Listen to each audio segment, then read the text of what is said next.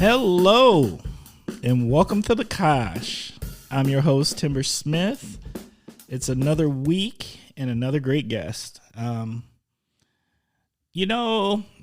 Today is a pretty fabulous day. I believe that the weather today will represent fourth summer in Wisconsin. If you know anything about fall in Wisconsin, you know we get the opportunity to have about 7 different summers.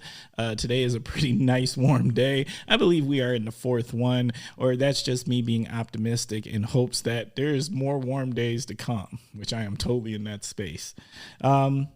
Thank you all for those who have sent me emails and contacted me about the last episodes. I appreciate it. I appreciate the feedback.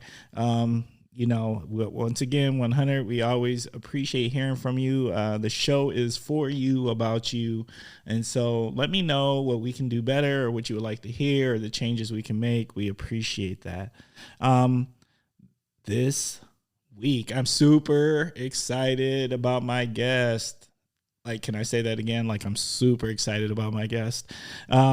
So without further ado, this week's guest is Lori Palmeri. Hey, Lori, what's going on? Hi, Timber. Thanks so much for having me here. I really appreciate the time. Oh, no, I appreciate you coming on, and those Kosh listeners are going to appreciate our episode today. All right? It's going to be fun. It's going to be a great time. It's just a great conversation. Can you please share a little something about yourself and what is your connection to the Kosh? Well, my connection to the Kosh currently is I am serving my second term as the mayor of the city of Oshkosh. Yay. And I'm proud to say the first female elected mayor. We have had, of course, other female mayors who are appointed by previous councils, but that process changed a number of years back. So I'm real excited and also honored to have that opportunity. I came to Oshkosh in 2008. I was a transplant, non-traditional student who went back to school in my 30s. Same year my son went to college, and he's just like, Mom, you cannot go to college with me. Bruh. So I know that. I know how your kids are like, nah, don't be messing up my fun. Yep. And so I transferred. I was trying to decide if it was going to be Madison or Milwaukee or Oshkosh, because I had gone to the 2-year school and seemed like a good value.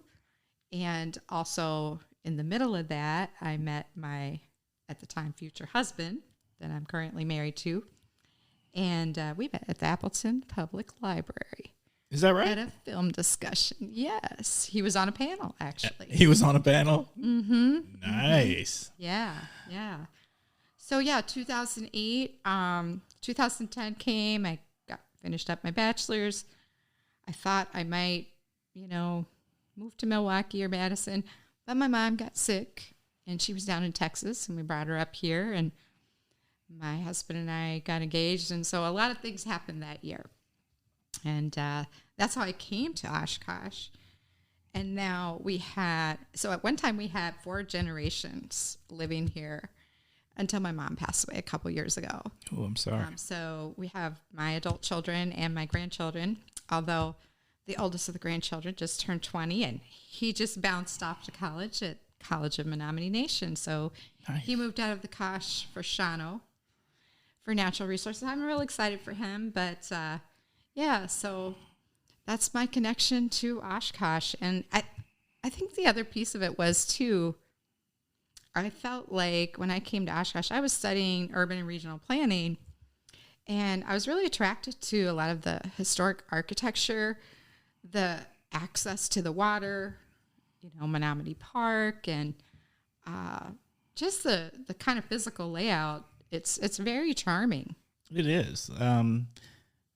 My big things, some of the big things, access to the water, because I love to fish, and just having all this water around you. There's people that pay a lot of money to have this type of access to water, to live this close to it, and then travel time Like being somebody Yes. from a big city, where it literally could take you forever to just go from one side of town to the other, and what it would take to like go from the north side to the south side here is the difference of traveling from like Fond du Lac to Appleton or something. So I think travel time is huge.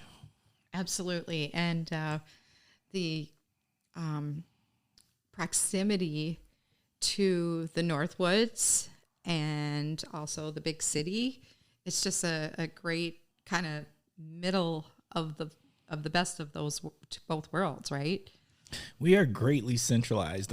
It was something when I used to be in admissions. It was one of my like the pitch. The pitch is like we're centrally located in Wisconsin. Like we're an hour and a half from Madison. We're an hour away from Milwaukee. You know, we're an hour away from Green Bay. Like anywhere you really want to go and kick it, like live in Oshkosh, because like we're an hour and a half at most away, and you can go enjoy yourself at all these other venues.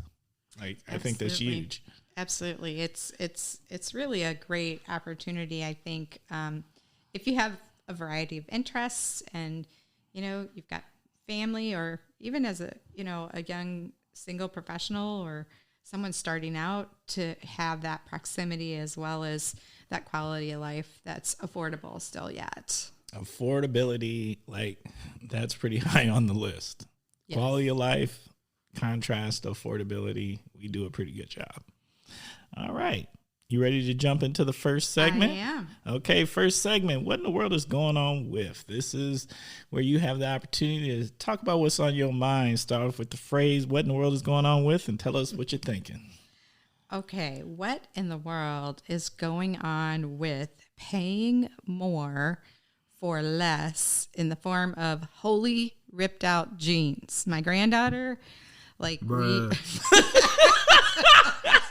oh my God. Every parent right now is going, yes. and I guess I have to use that as the preface and then piggyback on with Instagram and teen girls, and it's the holy jean syndrome with Instagram right now. And I said, well, hold on a minute. Why don't you just wear shorts? You know, right? Because it's not doing anything for you, and it's getting crisp in the mornings, you know, kind of cool. Oh, Noni, you're so old-fashioned. And I do think it came back from the 90s, and however many times that's come around, that fashion, right? Right. So that's what in the world is going on with that. Oh, no, I'm, you know, here's the things. My daughter also, who went through that. I don't know if Holy Jeans ever went out. Like, I feel like they've been around, and so like things have changed about jeans, but having holes in them has not. So like high waisted, low waisted, you know, this baggy, tight, skinny, you know. But at the end of the day, they still make them all with holes, and I will never understand that holy trend because I come from the old school days of corduroys and patches from my parents. Shout out to my mama, where you know.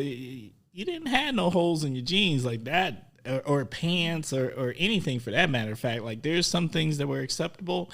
That was not one of them. I feel like this is this is going to sound a little smart alecky, but I feel like it's an appropriation of the poverty culture. You think so? Well, I mean, it's just my granddaughter's like, well, nobody wants to look too fresh. And I'm like, oh, okay. Okay, that's new. I never thought of it that way. The teen group, and of course the giggly other teenage girls that were with her, you know, they're like, no, can't have too fresh. Yeah, I never understood that, and I never understood the skinny jean trend either. And I'll tell you why. Why would I buy pants that's gonna cut off my circulation? Like I can't breathe.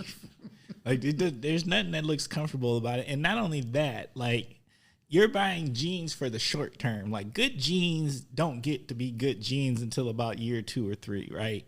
And so if you buy skinny jeans and you just have those 3, 4, 5 flex pounds that happen every once in a while, you ain't getting in them skinny jeans. So that's the end of them. At least they did add spandex stretch into them now. Back in the old days, they were cotton, right? Right. They didn't have any of that extra little give. But there is also a limit to that. Right. Okay. That's such a good topic. All right. My what in the world is going on with has to do with there is this big push right now that we need to be ordering our Christmas gifts now. Because if we don't, you might not get them. And what in the world is going on with that? But I mean, I understand what is happening right now. You know, once again, for those who've listened to past episodes of The Kosh, I'm still waiting on my furniture. My furniture is probably sitting out there in said ocean on whatever cargo shipment thing container. And so you could build it with toothpicks by the time you get that timber. Timber can't build a damn thing. God has blessed me with gifts, and handiness is not one of them. Luckily, I have great handy helpers and people in my life who love me and my family who come over and help do handy things. I'm not even going to front like I am that guy. I'm a tech guy. I'm a nerd.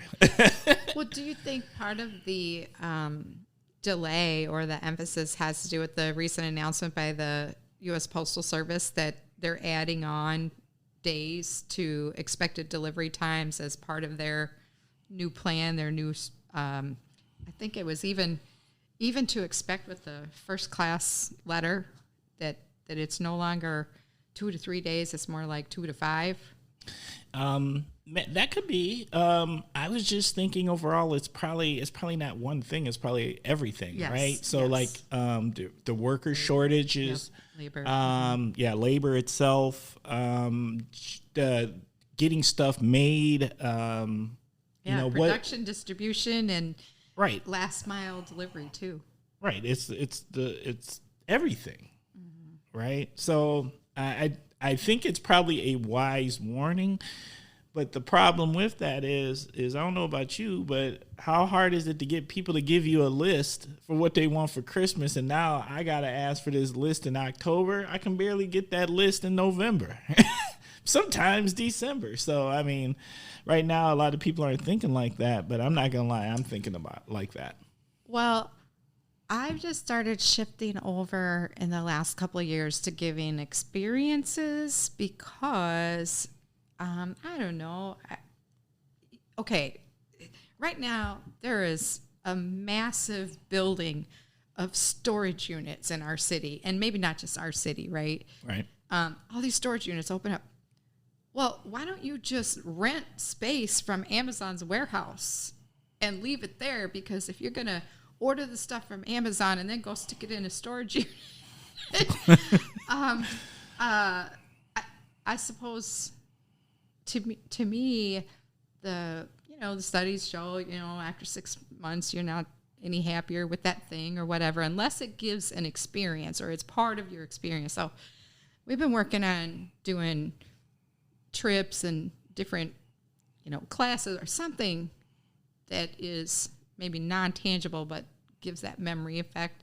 And hopefully we'll do okay with that because I'm always guessing, too, until the last minute because folks don't want to say what they want. I like that. My mom does that. My mom started doing that years ago where she would do cool things like if you want to go to that Bucks game, I'll get you these tickets for that Bucks game. Or if you want to go to that concert, I'll hook you up with these concert tickets. So and you're right. That is a memory instead of having all these items. And here's the great thing. Like I really regifted too. Sometimes, white elephant gifts. Those things are real. The white elephant gift is real. Bruh. So, but yeah, the experience. But you know what? You just gave me something else that I'm going to think about, like on another level. Like I never thought about the class. Like that's a great idea. Like if someone wants to take a class and I don't know, graphic design or podcasting. Hey, I don't know. And But there's so many online classes now too, right? They have exactly. what is that one thing called like master class or Yes. maybe it's floral arranging or it's birdhouse building or like you said, graphic design or map making or whatever. Yeah. But the fact that we have that available to us with technology is pretty cool. It is.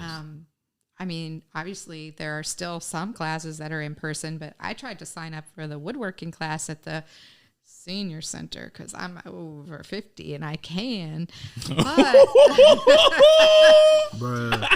but it turns out they're not quite reopening the wood shop because the safety glasses that you have to wear for operating the machinery fog up. Oh. And so that's not offered to the beginner woodworker like myself for the safety piece of it. They're offering the refresher for those who've already kind of been to it, but it's something to do with the safety glasses, which I'm like, okay, I get that. Can you buy your own? It's they're just having problems with even the safety glasses just fogging up.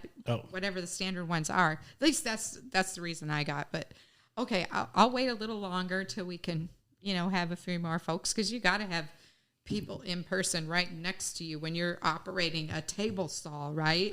It's probably a good idea. Right. I'm thinking. See, I want to build my own Murphy bed. And that's why I want to take that class so bad. Because they're expensive, but they look pretty simple once you get the hardware. It's the building the bookcase thing. Those are cool. I would really, really like a Murphy bed to be able to put. Yeah. I got small bedrooms. Murphy bed seems like it'd be an excellent idea. Mm-hmm. Okay. Well, let me know when you go into production. No. Yeah, that seems fantastic. And now, you know what? Mary, you just got all in my feelings because now that I know you can start going to the senior center at like 50, like I'm like a sneeze away from 50. You done my feelings. Well, I keep trying to hint at the Committee on Aging or the Senior Center we need to rebrand the Senior Center because these folks that are 50 and better, right? They don't consider themselves seniors. There may need to be some rebranding there. Yeah, the mature center. I don't know what we should call ourselves, but I'll tell you this: until I can get official senior discounts, I don't want to be called a senior. Now, when I get to that age where I get a discount, I will be the proudest senior you have ever met. I will walk in places and ask first, do you got a senior discount? Yes. I'm going to do business with you. Oh, you don't? I'm going to have to leave now. You will love to see. I'm not 55 yet, so I'm not, because every place has got this different threshold for what is the senior discount, right? This is true. I'm not 55, but my husband is 60, so he's playing the AARP card when we get the discount. Oh, see, yeah. That 5 and 10% adds up. It does. And you'll get all these like emails of all these different opportunities. But I mean, we got to figure out how to pay for our retirement. I don't think my kids are going to help us out. Yeah. I'm not counting on my child. She's got big dreams and yeah. Expensive dreams, right? Expensive dreams. That is facts. Okay. Next segment. Word association. So this is where I give you some words and tell me what comes to your mind when I say them. All right. We got our favorites and then I change up the last few. All right. First word, food. Food. Oh, so complicated, right? I love our fresh poblanos out of our backyard along with the cucumbers and the tomatoes, and my husband is all into making zucchini bread.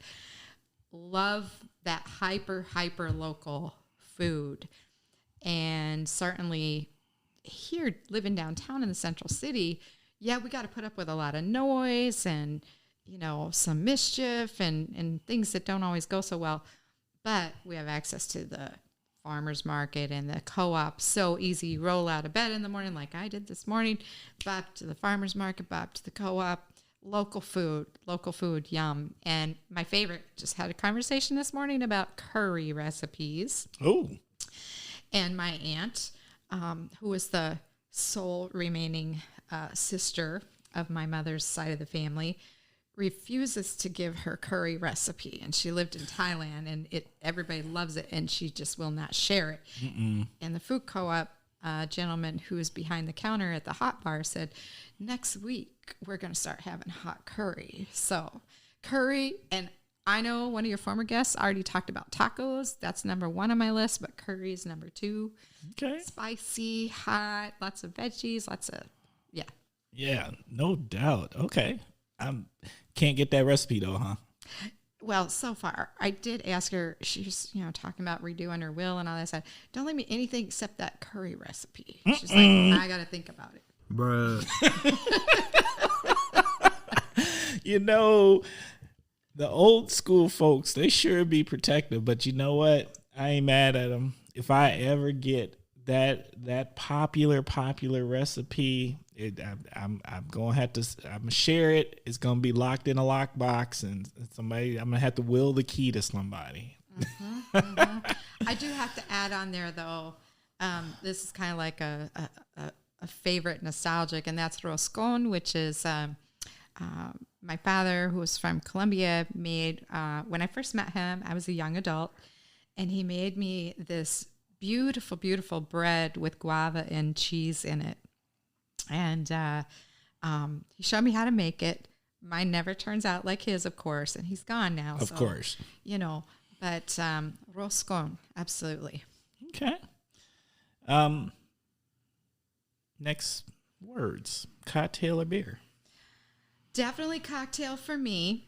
Okay. Although I did try for the first time ever a blue bobber last weekend with it was beer with blueberries in it. Yes. See, whatever reason, beer makes me sleepy. So I'm not a beer person. But Bloody Mary, absolutely. And I don't mean a tomato juice and vodka Bloody Mary with a pickle thrown in it. Give me some spice. Give me some Worcestershire. Give me all that thick goodness in a Bloody Mary, and maybe throw the salad in there with the glass. That's right. So, yeah, you're good. The 5 food groups in a glass. I'm with you on that. To me, the secret ingredient is Clamato. Clamato, because it does a good job of kind of giving it the right texture for the bloody. Just thins it out just a touch and has this nice little taste with it. That's for my bloody. I love it with a little Clamato. And if you are a beer person, I mean, this is both cocktail and beer, right? Because here in Wisconsin, they always give you that beer chaser or whatever it's supposed to do. Facts. And, yeah. Facts. I mean, it's kind of an afterthought, but it's perfection. I'm with you. I Bloody Mary, the perfect breakfast drink. Breakfast of Champions, sure. Breakfast of Champions. I'm only probably a once or twice a month, indulger, but I love wine. But my husband is the only person of Italian or Sicilian descent that I know that is allergic to grapes. What? Yes. Bruh. Not right. So I can't drink wine by myself. That's just not, no. Yeah. Yeah. No, I'm with you on that one. Okay. Streaming. Okay, so I'm a recovering cinephile. Love movies. But since the advent of Netflix, which I think we were talking about early adopters, I go back, my Netflix subscription goes back to when you would order the DVDs in the mail and return them. Me too. Yeah. Movie, highly recommend. I don't even know if you can get this streaming because I had to order the DVD. Searching for the Wrong-Eyed Jesus. Highly recommend. Southern Gothic rock, kind of rockumentary kind of deal. Okay. And but streaming right now for me is The Americans on Netflix. That's like a spy thing, right? Yeah. Right. It's kind of weird. And then I just got one of those trial subscriptions that if you don't cancel it, you're going to end up having that subscription fee come up for Showtime. I think it is American Rust. Ooh, I don't know what that Jeff is. Daniels and I'm trying to remember the other female lead, but anyway, that's a new series. It's only, I think, new episodes come on like Sundays, one of those kind of deals that keep you hooked. Remember back in the old days when you had to wait a week for your next installment of that's how they're working it. Yes. I think everybody's kind of like past the binge. I do occasionally revisit the Wonder Years and House. Okay. If I'm like looking for comfort, binge, winter kind of hibernation stuff, replays are okay with me. I'm with the replay. I've been my secret happiness show right now lately that I catch in the mornings on my way out the door, Gilmore Girls. Oh. And you know what? I don't know what it is about these fast talking ladies with all this wittiness and this little small town and things like that. But to me, it's hilarious. I mean, they do be saying some pretty sharp things on there. So it's the wittiness that gets me, particularly of Lorelai Gilmore. And just the family dynamics. Like, I love a good family show that just has these great characters of family that are so believable. And because they're jacked up like every other family. Yeah. Oh, those family dysfunction series are great, like Parenthood and. Oh yeah.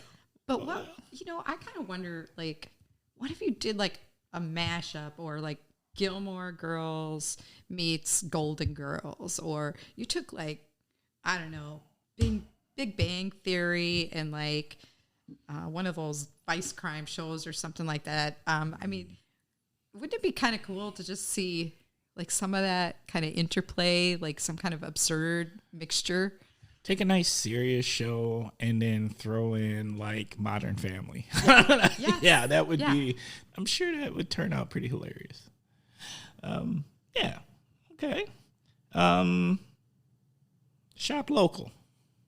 Oh, I think we kind of already covered that a little bit, but adding on to shop local. So this is a little story my husband tells, and I thoroughly agree. His brother came out from New York to visit many years ago and couldn't believe he could walk to Kits and File hardware store and get anything you needed.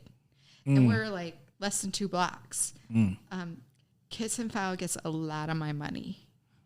Before I will, if I can't get it at Kits and File and I have to go to one of those big box out on the west side, I get frustrated. I'm going to say, seriously, what can't you find at Kits and File? Right. I have yet to go on a Kits and File trip and not find it at Kits and File. And you know what I love? Someone in there knows where it's at. Yes. Like, exactly. I ain't going to know where it's at, but they know where it's at. Yes, absolutely. I mean, from your canning supplies to, cat. I even picked up dog food there once for my grandson. He had his dog visiting and ran out. I mean, the service, the people, and you're always going to run into somebody in Kits and File. And for us, like if I can't get it on my bike, if it's too big or something, of course I'm going to drive. But I like to be able to just walk or ride my bike over there and get whatever I need. The lawn leaf bags, this time of year, all that. I love that they don't make you feel dumb. Yes. Like, I have walked in there with some things that I know that they probably wanted to be like, seriously. But you know what? Hey, help me out. And they always do. So you know what? The biggest shout out to Kits and File. That by far is something that should be celebrated here in the Kosh, because I also like, that is a staple. That is a go-to. And you know what? You don't realize how bad you need a place like that until you don't have a place like that. Absolutely. I know that, a number of years back, there was some talk about putting in like a Shopko or whatever up at the north side. It does seem like we're a little bit limited here, north of the river, north and east of the river on some of those things. But, pretty much if I have to go out and fight for a parking space or on the west side over there, I will probably go to that dirty word of Amazon because I'm going to save some gas and some of my carbon footprint by not driving to 3 different places looking for something if I can push the button and get it delivered if Kids and Fowl doesn't have it. Okay. Hey, look, you got me. You had me at Kids. Okay. Heritage.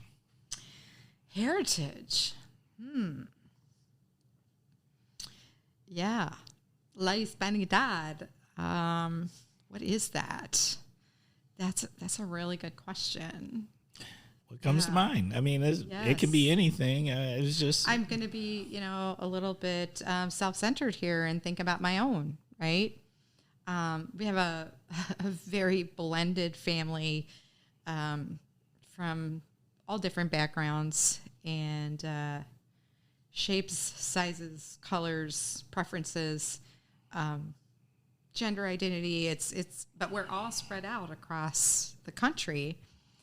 And I was only with my mother and adoptive father the first 13 years of my life. And then I was I was in foster care for a while. I was in like 5 different foster homes. And I am a alum of Wilmer Hall in Mobile, Alabama, which was a state children's home, which is where I landed after the foster stint.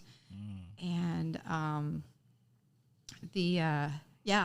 family, it's interesting. On my mother's side, kind of German Irish heritage. She had blue eyes, freckles, fair skin, red hair. And then on my biological father's side, from Apulo, a little tiny village outside of Bogota in Colombia. And both of them have passed. But the mix between those two, and then I have sets of half siblings from each of those parents, right? Right. And it wasn't until I met my half siblings from my biological father's side that I was like looking in the mirror kind of thing. Same palm lines and same crooked little smile and those kind of things. But it's wonderful. But it's also like, okay, you're not quite brown enough. You're not quite white enough to like quite fit in on either side too. So you kind of walk through, that mix a little bit. Yeah. Yeah, of course I get that. With my interracial marriage and my biracial child. Yeah, no doubt. But I think it's cooler when you don't get to fit in a box. Yep, absolutely. Right? Checking the boxes are always like, why do I have to check this box anyway? But yeah, I know there's certain bureaucratic needs for that. They need more boxes with more slashes. More boxes, more slashes. Or the ability to write in. We are becoming a very multicultural nation. There's a lot of boxes going on. And a lot of identity politics too, right? Facts. Yeah. Big time. Big time. It's like, can we just check human? It'd be nice, right? It would be, But, I mean, who knows? We might end up in some kind of weird evolution with, what we're doing to the planet where there could be AI, human, and interspecies weirdness, but that's a little too sci-fi. Well, the key is this. I don't know if we know what the future holds because, you've kind of brought up the environment several times. And I just recently read, I'm always reading articles. And I just read an article and always listen to podcasts. And I was just listening to a podcast, and they were just talking about how short of a time we really do have if we don't make the change. Like it's our kids' kids. We are out of time. It's our kids. Yeah. Like we need to. And the thing is this: when people decide to make this change, it ain't a light switch change. Like it's change we need to do right now. And it's the little things. It's all these little things that recycling and taking the time to make sure you do that. And, we need to take a harder look at public transportation. If it's feasible for us to get to our places where we can be, we don't all need a vehicle and just all sorts of stuff. Right. And I was just amazed that this scientist was really breaking down like the signs. We've been seeing the signs for years now, right? And the warnings have been unheeded. Right. And it's kind of, I'm hoping it's one of those things like the same thing happened kind of with the pandemic. Like they were always talking, you had Bill Gates out there like, hey, we need to pay attention to like a superbug coming. If there's a superbug, we got problems, y'all. Right. And we've been listening, and the most famous person I remember really talking to us about that was Al Gore. And, Al Gore ain't been in office in a minute, right? That was Clinton years. Yes. Clinton ain't been president. There's three presidents since Clinton. Wait, Bush, Obama, Trump, 4. Yeah. And we still ain't really, we haven't taken it to heart. And I'm sure when he was at the point in which he was talking about it, that means there was enough scientific evidence that an alarm needed to be sounded at that point, and we've continued to ignore. Yes. And, in my first marriage, I was out in California in the 80s, and we had just come back from being stationed over in Germany. And so some of the things that I learned out there in the 80s that we needed to deal with during some drought periods and that, power outage, this kind of thing, like that's over 40 years ago. And when you come kind of to the Midwest and you kind of settle into this kind of comfy complacency and, now we're just starting to like get some serious conversations and in action because the time for talking is over. It's time to take that action. And, your carbon footprint, I can't point any fingers at anybody because we've done some things, my husband and I share a vehicle. I'm the driver in the family. He's the walker in the family. But my day job, I do delivery driving. It's a gas vehicle. Well, that next car needs to probably be fueled differently because of the number of miles and the emissions that, I'm doing as part of serving the public, but also the greater public that is the planet. Right. I mean, every time I put on another 1,000 miles, I'm like, oh man, I'm just feeling really bad. But we do need to stop talking so much and like start doing. And so hopefully we'll get a chance to talk about that a little more. Absolutely. Okay. I would feel for word association, I wouldn't feel appropriate if I didn't at least throw in local government. Yes, local government. Well, here's the thing. Local government, okay, I was kind of an accidental candidate. My husband had served, and I was working on my master's degree, and I was kind of starting to work with some of the neighborhood folks on kind of reclaiming our neighborhood in different ways. And I was like the go-to person. They're like, oh, you need to run. I'm like, me? No, I don't do public. I don't do speaking, but then I was like, well, why wouldn't I? I'm a mom, I'm a grandmother, I'm a recent, college graduate, and I have the opportunity to do this. And so everybody should, I think, serve in some capacity, whether it's a local board or commission or committee, or I don't care if it's the Girl Scout troop. Facts. To get that experience of sharing and being part of a greater voice, right? Because it's the local action that's going to save us. It's not going to be the greater, federal, right, national, global, anything. That action takes place locally. And, I know it's kind of meme-ish to, think global, act local, all go, what is it? All politics are local or all governments local? Absolutely. Yeah. And when people say, oh, I'm not into politics. Well, if you're alive and you're a human being and you live in a populated area, yes, you got some politics going on. Well, even if you're in a rural area, right? Everything, anything. If you want to complain about that pothole, or the wolf hunt, or the PFAS in the water, right, or your the frequency of your bus routes, any of that, it's politics. It is.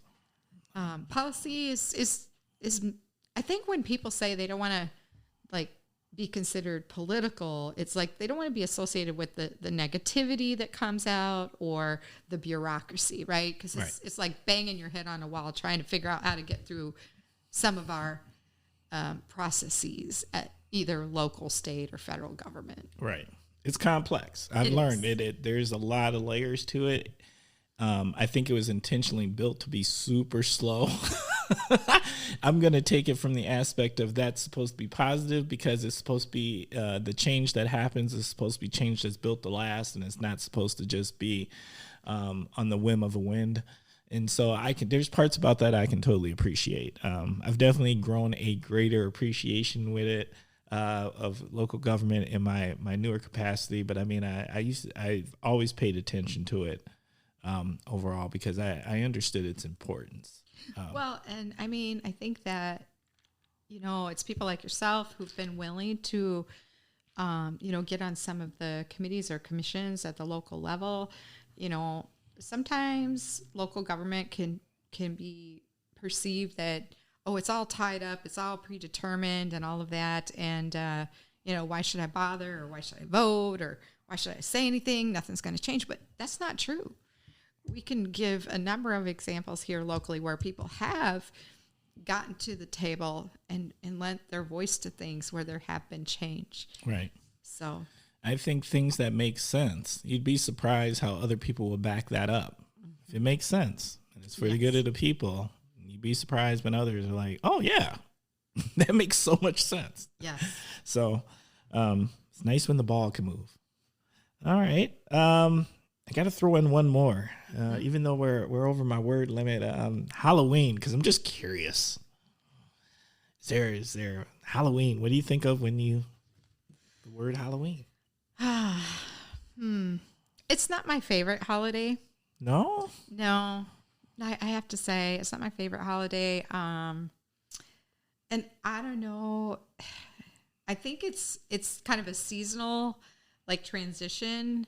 That I'm not a native Wisconsin. I didn't grow up in Wisconsin. I moved here 25 years ago from the South. Okay. And so big adjustment, and I deal with that seasonal affective disorder. So I have to deal with the light box and making sure I'm getting extra vitamin D and exercise so that I don't sit at the table, slip my wrists in my Cheerios. So yeah, that's real. That whole adjustment, I actually have one of those light boxes.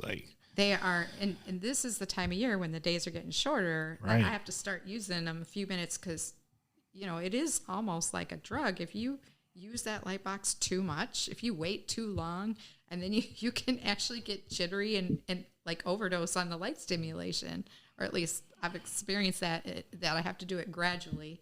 Mm-hmm. And I can't wait until February when it's the worst of the worst. I have to start in October,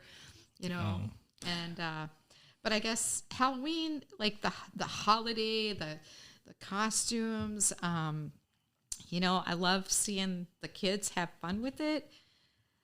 But it's not my favorite. I a couple of years ago did a kind of a mad scientist little haunted porch kind of thing where we did like black light and some funky little things. So, and that was a year because we don't get a lot of kids trick or treating in our neighborhood. Okay, quite honestly, we lost a lot of younger kids when Lincoln School closed, and the families are just now here in the recent year or two kind of coming back with the small kids. Okay.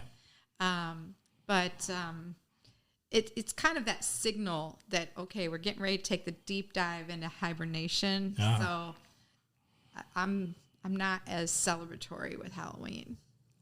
Okay. That's good to know. What about you? You like Halloween? Here's what I'm going to say. There was a time I really liked Halloween. I love it for the kids. Grew up on it. Definitely took my daughter trick-or-treating. And then it got to a point where I used to go have libations during trick-or-treat. So I had my own trick-or-treat. And that went on for a number of years after my daughter got past the trick-or-treat age. But I haven't dressed up in a long time, in a while now. But this year I kind of have a costume in mind. Because, you know, new job, we're thinking there might be a Halloween dress-up day. And so I've got this costume in my mind, and I'm thinking, yeah, I'm going to go for it. Are you going to disclose this, or is it still cooking up there? No, I'll tell y'all what it is. It is Forrest Gump. I'm going to do Forrest Gump. See, wait a minute. Wait a minute. How you just bust out with the? Bruh. She just bust out in full laughter. He didn't have like any. What do you mean? He totally did. Forrest Gump. Okay, you want me to give you the costume? Yeah, tell me what the costume is. So I'm gonna have a nice little suit with a nice little skinny plaid tie. Well, no, I'm gonna skip. No, because if you actually pay attention, he doesn't really wear a tie. Oh, that's right. So it's a plaid. It was just a button shirt. Button-up shirt is plaid, right? With a Bubba Gump shirt or Bubba Gump hat. Okay. With some Nike Cortezes. Okay. A ping pong paddle. Ooh. Now you got me on the ping pong. And a box of chocolates. Girl, I got you. Yes. You feel me? Yes. Okay. Yeah. All right. I forgot about the Bubba Gump hat. Yeah, and see, that's one of those movies where, like, I loved it, and my husband hates it. And, you know, it gets replayed. Sometimes there's, like, a Forrest Gump, like, marathon or something on one of the they play it all day. It's like the Christmas story almost, but, yeah. I talked to some people in my office, and we were talking about we should dress up as different versions of Bubba Gump, or as Forrest Gump. Okay. Right? Because there's, like, young Forrest, right? There's Army Forrest, right? True. And then there's like the end of the story Forrest. There's there's probably about three, that's running Forrest. Yes, there's literally, well, no, not even that one. The one where he went for the run, right? Across the country with the beard. With the beard, right? Yeah, so like literally there's probably 5 quality versions of Forrest. So what if a group of us dressed up. And then you lined up in the chronology in the different costumes? Exactly. Oh. I'm going to be Forrest at the end, sitting on the bench telling the story.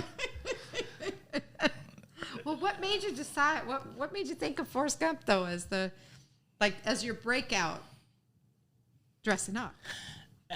I just, there's certain movies that when they're on, you just kind of just sit there. Yeah. And you just end up just watching it. And I don't care if you start Forrest from the very beginning or if it's got 15 minutes left, you just kind of because and what I really appreciate about it is this historical aspect to it, right? Mm-hmm. So almost every time you watch it, there's something. You pick up something else, yeah. You pick up something else. Mm-hmm. And as I have learned more about American history, I pick up even more. Gotcha. And there's just Forrest Gump covers, even though That's theoretically true. It is a love story. Sure. It covers so much of American history on so many levels. Didn't you just want to slap Jenny? You just come on. Why are you doing this to him? Well, Jenny had. I know she had her issues. Well, Jenny went through some things, right? Did. I ain't mad at Jenny. You know, I ain't mad How because could she do that to him? you know you don't. Sometimes you don't know what you got until you don't have it. Yeah. Right. So to me, it was a real love story. Yeah. Right. But that man loved her. That is true. That man loved her. So that's the one thing that stayed 100% about it. So I could appreciate that. All right. I guess the only other closeout thing I would say about Halloween is it kind of creeps me out, like the masks. Okay. Like grown-up people walking around in masks. Okay. You remember a couple of years ago they had the whole clowns all over the place? Yes. Right? Yes. My granddaughter, who's 16 now, and this probably would have been when she was like 8 or 9, she was terrified. And they were staying up in Nina at the time, and there was one of those who was floating around in the, oh my goodness. But yeah, I love seeing the kids in their costumes and doing the whole candy thing. But yeah, it kind of creeps me out with some of the adults who walk around with the full over the head masks. Okay. I can appreciate that. Mm-hmm. There's some wild people out there. Yeah. Okay. Next segment. The Kosh's Hidden Gems. Oh, I was really looking forward to this one. There's so many. Okay. There's so many. I mean, maybe it's not hidden. It's like hidden in plain sight, but Sheldon Nature Preserve out by Oakwood School. It's this beautiful little forest, right? Speaking of forest, no pun. Bruh.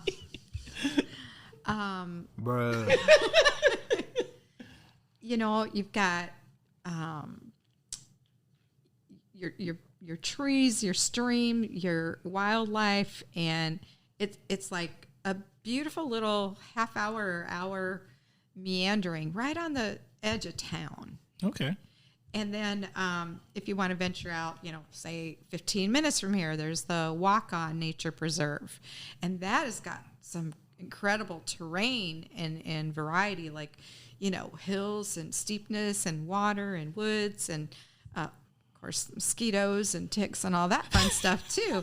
But those little pocket hikes that if I don't have time, or if my husband and I don't have time to get up to, you know, further up north, like we like to venture out to the state parks or, you know, the national forest or those kind of places, or even further parts.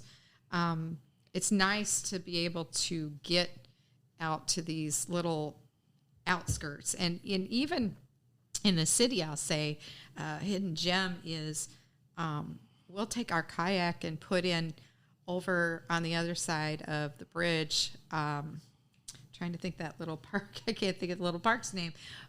It's not Rainbow Park. Is that Red Arrow? I can't remember. But okay, you can put in there, and then you can kind of kayak up this you know, little watershed stream, and you'll pass the Garbage Hill area. I think is that called Glads? I'm trying to remember. I get the names confused, but you'll eventually end up where you're at Highway 41, and it's all rocks, and it's too shallow to like kayak anymore.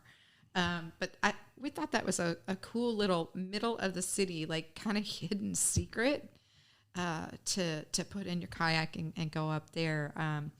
And then I think everybody is pretty familiar with the Wabash, but that's just me. I know not everybody knows there's, you know, that great little stretch there at the university that goes along the river and through the woods. And yeah, we've got some really cool recreational opportunities, whether you walk, bike, run, fish, swim. And again, that's another, I think, opportunity here that not a lot of folks think about as Oshkosh as this kind of recreational hub. And you can pretty much, you know, if you do have a boat or something else, you can get all over the place. Yeah.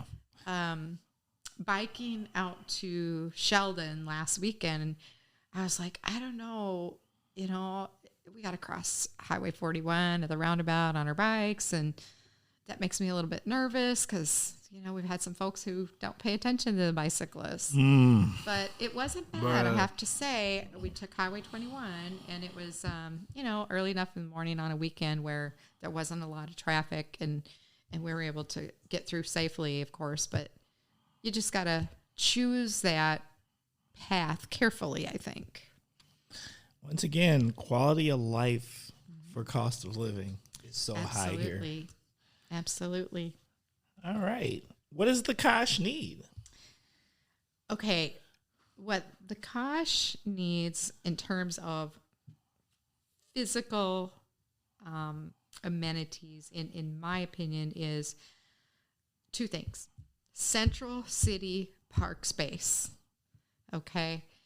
We are deficient in the amount of park space considering the population distribution. So Central City, we're northeast of the river, over half the city's population lives in 54901. Right. Okay. Okay. And we need substantial amounts of park space for kids. I mean, you got, for example, over 1,600 kids that live in less than a square mile in Census Tract 5. And they're not a 10-minute walk to Menominee Park. Right. Right. You know, a couple of schools are closing, that those spaces are not available, and they're not always like really available on the, you know, outside of school hours either. It's kind of a perception thing, like, oh, that's not really park space. But Central City Park space, I think everybody, whether you're a senior, you're a youth, there's like over 330 families that live downtown that don't have cars. So it's not like they're going to pack up grandma and, you know, the twins in the stroller, right, and get over to Menominee Park in 10 minutes. Right. Or South Park. So that's one thing. And then my secret desire, a roller rink with the disco ball. I think we need a roller skating rink. Oh, I would just like It's coming back.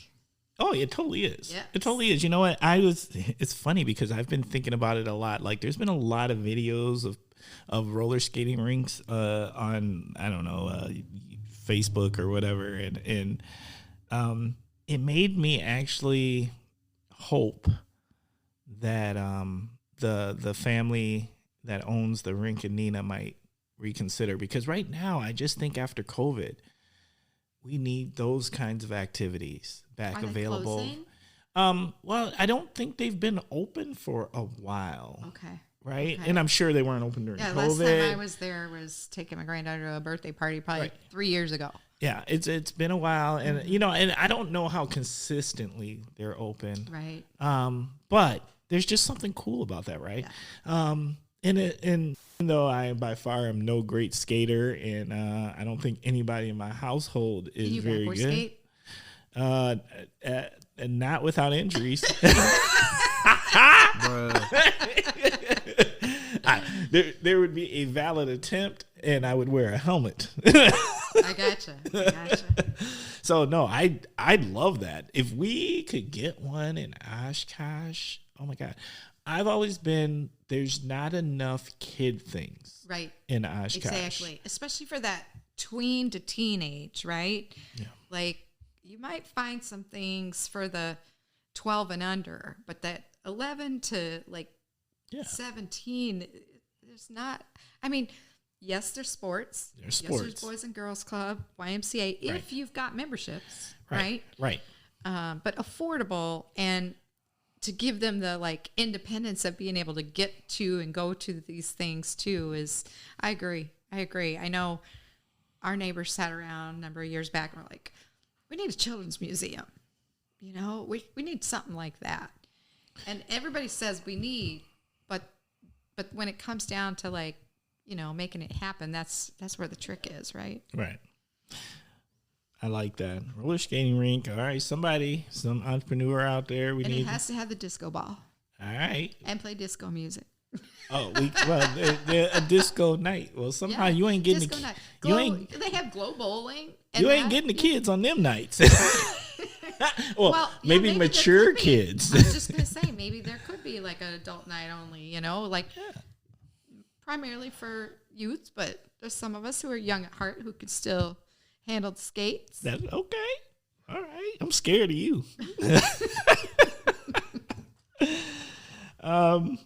we're going to move into the next segment, the Naughty/Heroes Corner. It's your opportunity to nominate someone, something, organization, anything to either corner or both, or however you want to do it. What's on your mind?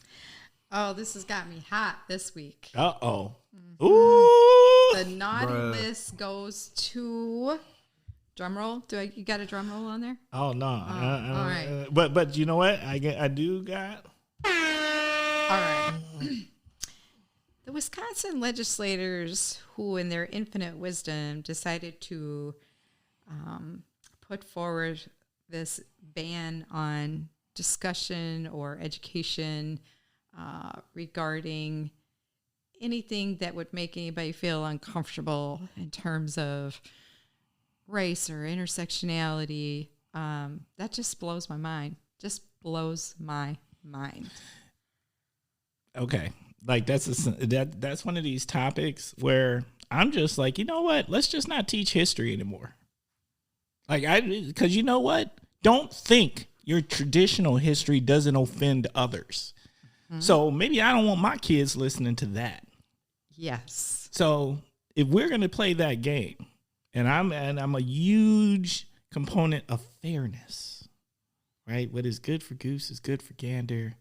If you don't want your kids to hear certain parts of history, I think we have every right to make the law our kids to not hear parts of history. I think let's nix it. Let's just nix history. Optional. We don't need to learn any of the pedagogy of America, Pledge of Allegiance, and patriotism, because that might be offensive to my kids. Yeah, if that's where you want to go with it, because the fabric of our history, good, bad, or indifferent, is the fabric of American history. It should all be taught. At the point that you think that you have the power and privilege to dictate those things, that means every American gets the power and privilege to dictate those things. So don't be surprised when what you find to be just good old-fashioned traditional Americanism, historic history gets attacked also, when others are saying, maybe I don't want that taught to my kids because I think it's offensive. Mm-hmm.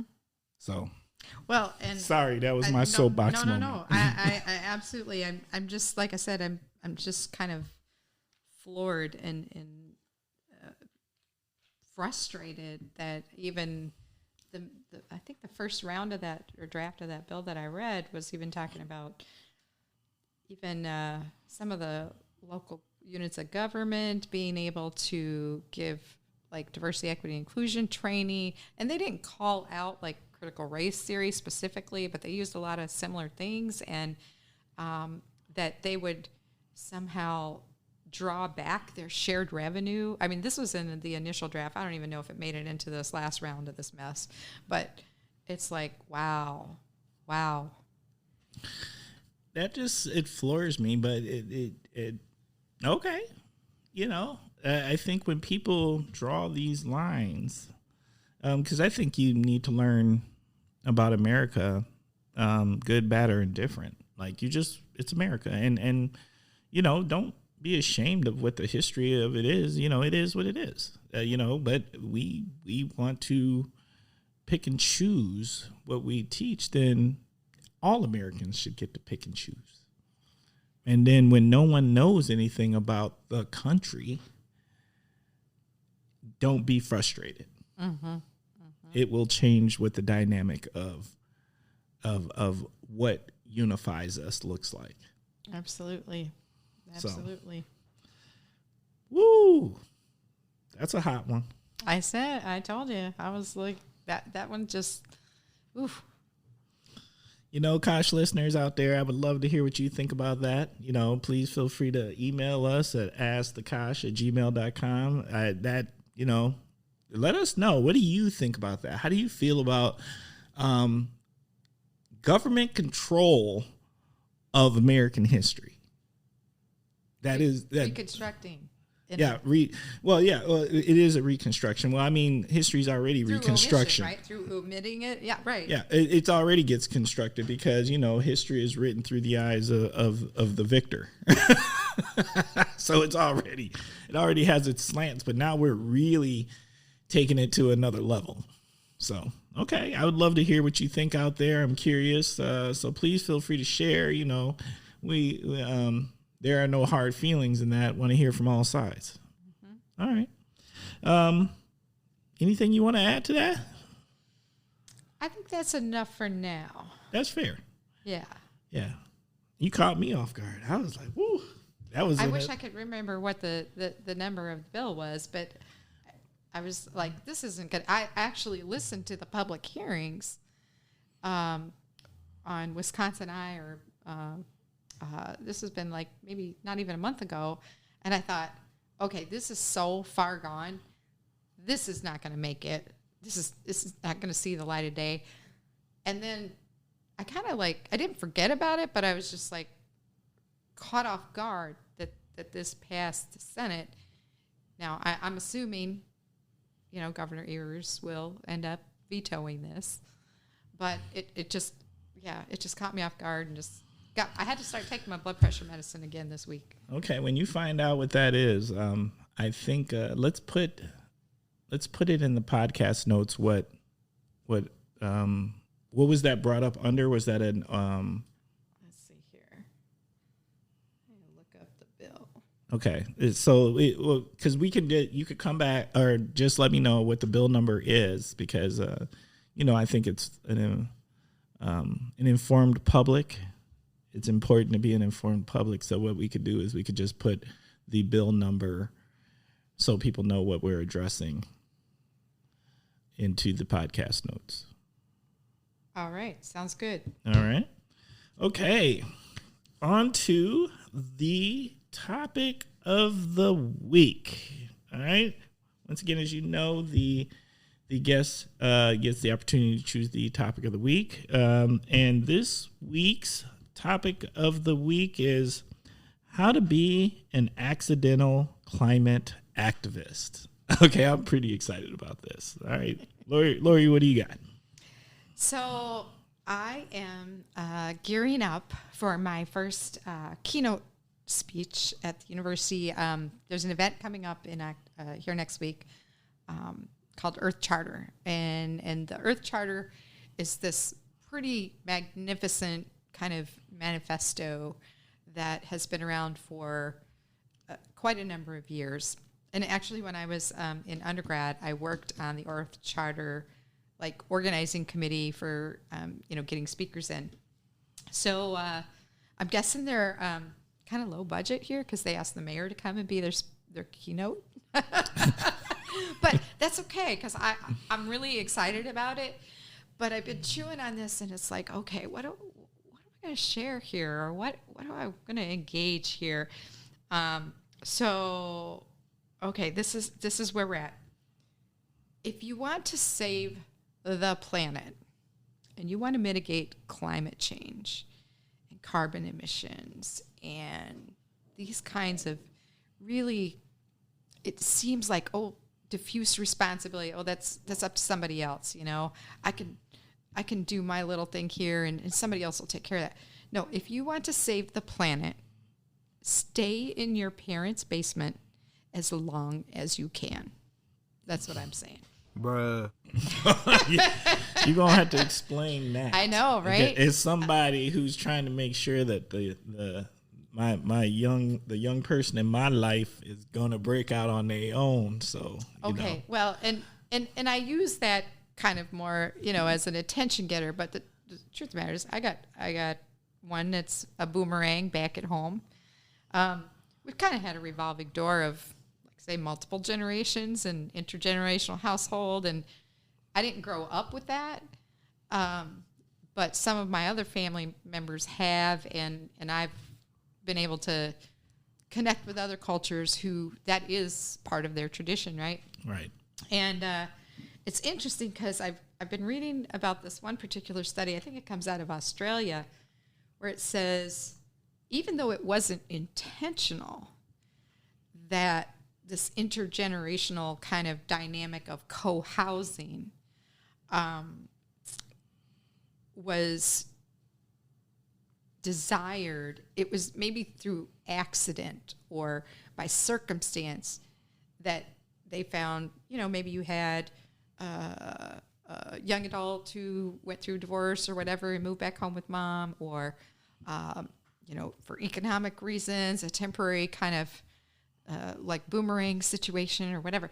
But the interesting thing was, even though it wasn't necessarily intentional, the energy and carbon emission savings of these intergenerational households can save up to 60% of carbon emissions as a result of energy savings. Really? If you think about it, you're all using the same heat in the house, right? True. Okay. Maybe you're not buying as many microwaves or pieces of furniture. The building materials, right? Right. That it takes consumption-wise is also, a big contributor. And so by sharing the space, and whether or not it's your parents, your grandparents, or friends, co-housing has the opportunity, number one, to solve two problems. Not just climate impact, but we've got an affordable housing shortage too, right? That's so true. And so even if you're not a tree hugger, granola muncher, like I'm sort of there, I won't say 100%, you may be interested in making a difference. Because I hear a lot of young people say, I want to do something with my life that makes a difference. And if you think about it, we have the silver tsunami of folks who are, aging. And I think the numbers, don't quote me on this, are in that doubling period of folks who are going to maybe have some issues with being completely on their own over the next 10, 20 years, right? And we've seen from the great pause, I call it, last year, how social isolation for elders and young people, that division. Right. Now, how do you solve that space-wise, right? Because, like, a lot of people went into what they called the bubbles or the pods or whatever.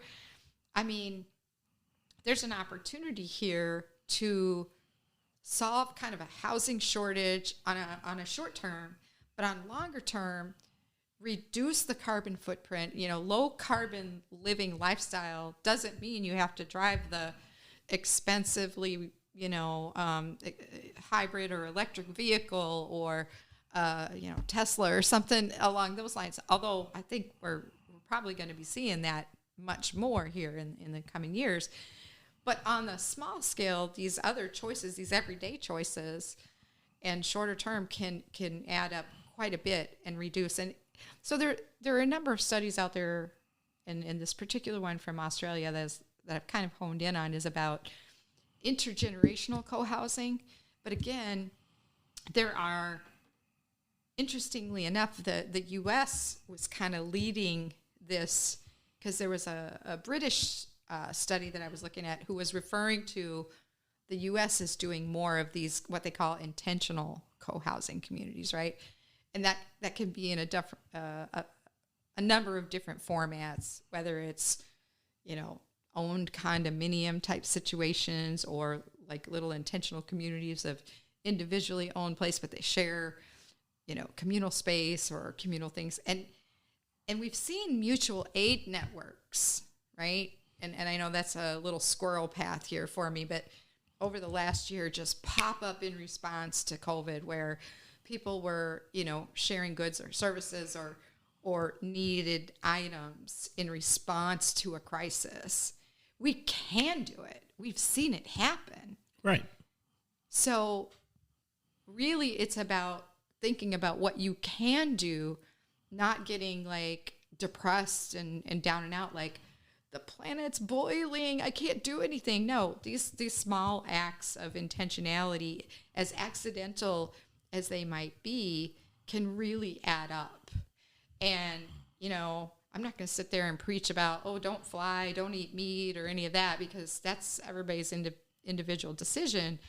But certainly those small acts of accidental activism, and I think even if you look at some of the, I'll call it the tactical urbanist movement, guerrilla gardening, you know, places where there's been blight or neglect, where somebody just kind of tosses a little seed bomb in there, and then it, you know, grows into this edible thing. You know, right. there are many different ways to,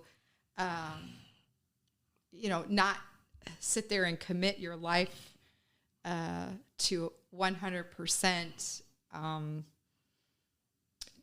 devotion to battling climate change, to just like work things in and still live your life. Right. So that's kind of where I'm coming from on that. I understand it may not sound very popular because we want folks to become independent, but there are ways to work it out. I mean, you know, yeah, there's the whole, you know, privacy thing, and then there's the whole time, right? Because you might have different rhythms. Oh, yeah. In our house, Absolutely. for example, the younger generation, they come up later in the day and they're up till way late at night. Right. And then there's kind of the, you know, how much noise you can tolerate, or right. who's doing meal prep and who's doing this chore. And it's different with an adult child living at home. They're no longer a child, right? We got a contract signed. You know, this is the rent. Yeah. I like that. There's a contract. There's an adult-child contract. Yes. Mm-mm. And you will contribute in this way or this way, and you will invest in yourself. The thing that got really dicey was the different views about safety measures, right? Okay. And this is where the co-housing intergenerational thing is a little weird, right? Because younger folks may not have been as serious about some of the safety measures that some of us who were the 55 or better were a little more concerned about, or even those who were the octogenarians in terms of safety and who's more likely to recover. So that it's not perfect. Right. It's not perfect. But it is, I think, as we've seen families of choice develop, and again, I'm going to call them those pods, because it's not always going to be your immediate family. Correct. But there are options there that you certainly can. We saw the emissions drop last year when folks were staying home. But not everybody can stay at home. You still got to have folks going out there doing the deliveries, right, doing the building, doing the healthcare, public safety. But, you know, we can do this. We have shown that. So, you know, what are those lessons learned? And there's cultures right now that do that. Absolutely. They do it, and they do it yes. effectively, and it works. And they're not about the whole, okay, think about daycare, right? Mm-hmm. Between child care and senior care and school and our offices, it's all about the stages of human warehousing for different periods of our lives. Okay, yep. Right? You're right, yep. It's human warehousing. It's just a question of where and when, right? But if you have the privilege or the opportunity to bring folks together, you may be trading off child care or senior care. Who's working? Who's bringing home the bacon or veggie bacon, whatever, right?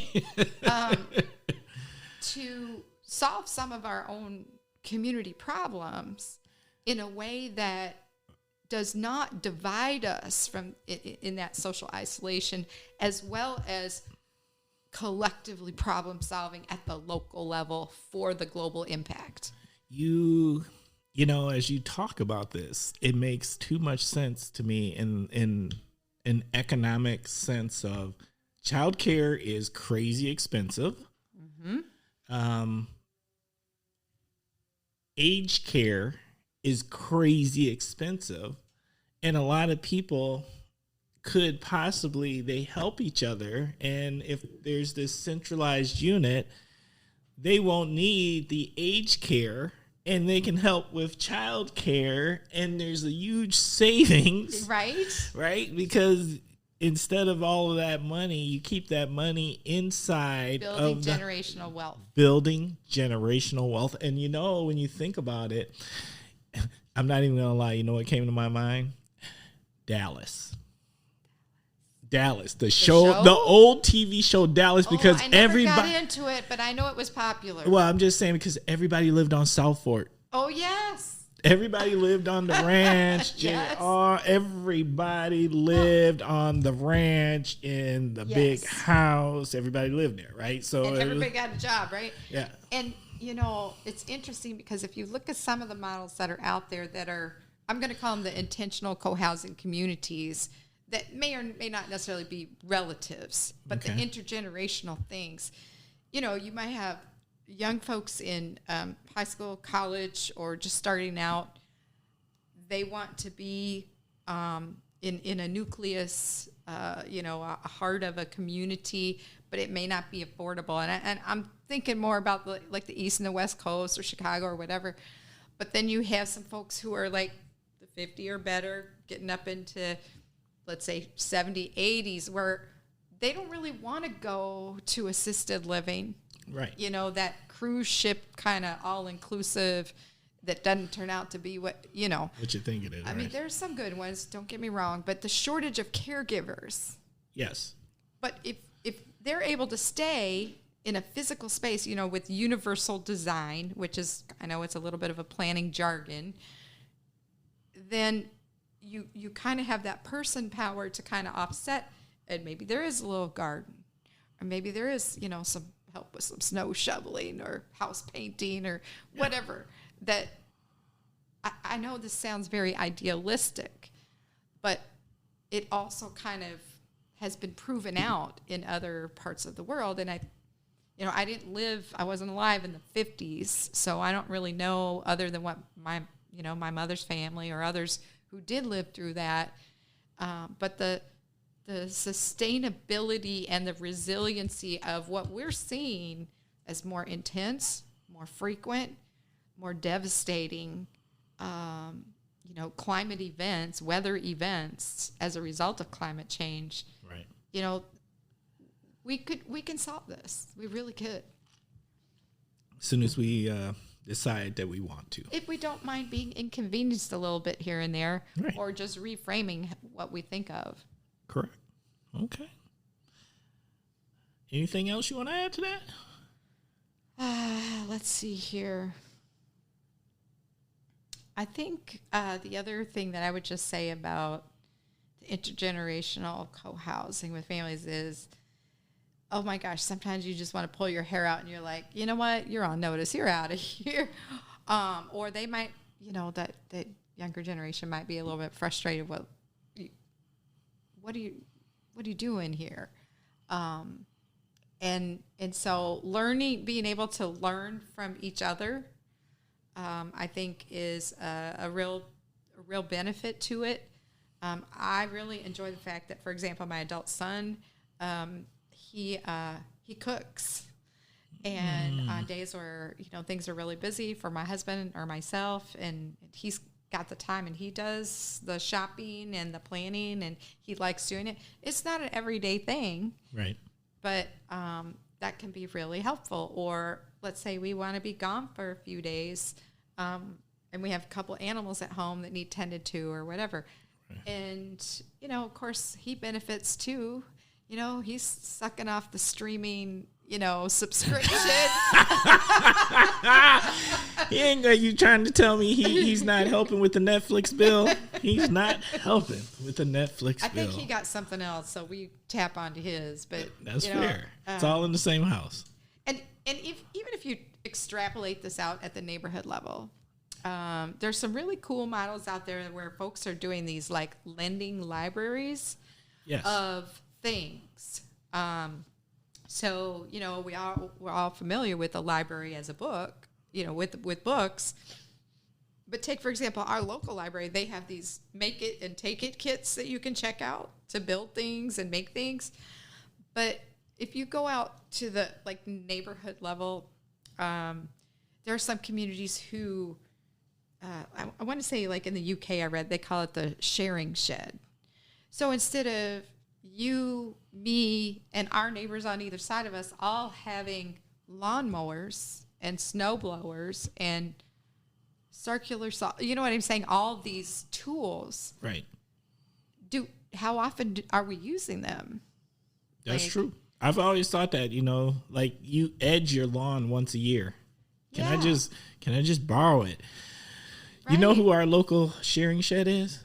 Kids and File, because you can go rent that. They do for some of those, for some of those bigger things or whatever. But a lot of us who get off into, we're starting to get a little bit more comfortable and moving forward. It's like, oh, I kind of like to have my own. So when I feel like it, I can just go do that. But true. I find myself, my husband and I, we're in a larger 4-bedroom home. So when it's not full of other people, we're like, well, we don't need all this stuff, or we don't need all these rooms. And it's like, but it has come in handy when we were thinking about downsizing, and it didn't quite work out on that offer on that house that we thought we were going to shrink down into. Right.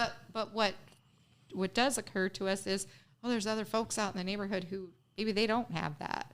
And, yes. We've loaned things out or given things away. It's like, my husband is not someone who likes to use a gas mower. He uses one of those old-fashioned little, circular reel mowers. Oh, he does? Yes, he does. But we have a small enough footprint of a yard, but that's his choice. Now, it doesn't look like a pristine, manicured, golf course lawn or anything. Right. But, it's actually a little bit wild for an urban backyard. It's pretty interesting, but so it's kind of been cool to get to know our neighbors and build those relationships through. I've watched neighbors' children, even though I'm like, my kids are grown, I don't really want to take care of little babies anymore. But sometimes somebody's in a need, and if I have the time, that's right. Or takes a village. Exactly. So co-housing. Accidental climate activists can be coming to a home near you. If you talk to mom and dad a little nice and say, hey, what do you think about me hanging out here for a year or two? Maybe I can help out with grandma or grandpa so they don't have to go to, an assisted living where they're fish in a barrel with Delta and COVID. It's just one example, right? No, I love the idea. I believe in the idea. It's stuff that I've actually kind of thought about in ways why not just get a big house and everybody just kind of, gets their space and you take care of each other. The key is having the escape valve space, right? Right. You got to have that. You got to have they got to be able to, if everybody's getting on top of each other and getting all crunchy, right? The Y or the library or some, maybe you have a flex space in your attic or some place where somebody can escape hatch. Yes. Back to the parks. Yeah. All right. We've come full circle. Yes. Okay. Anything else you want to add? That's it for now. That's powerful. All right, you've given me pause. Okay. Well, it's that time of the show where we start winding it up. Once again, as I've shared with you earlier, we love to hear from the Kosh listeners out there. I respond to every email personally. take the time. We're always looking to improve. I'm looking for ideas. Who would you like to be on the Kosh? Give us some guest ideas. I love guest ideas.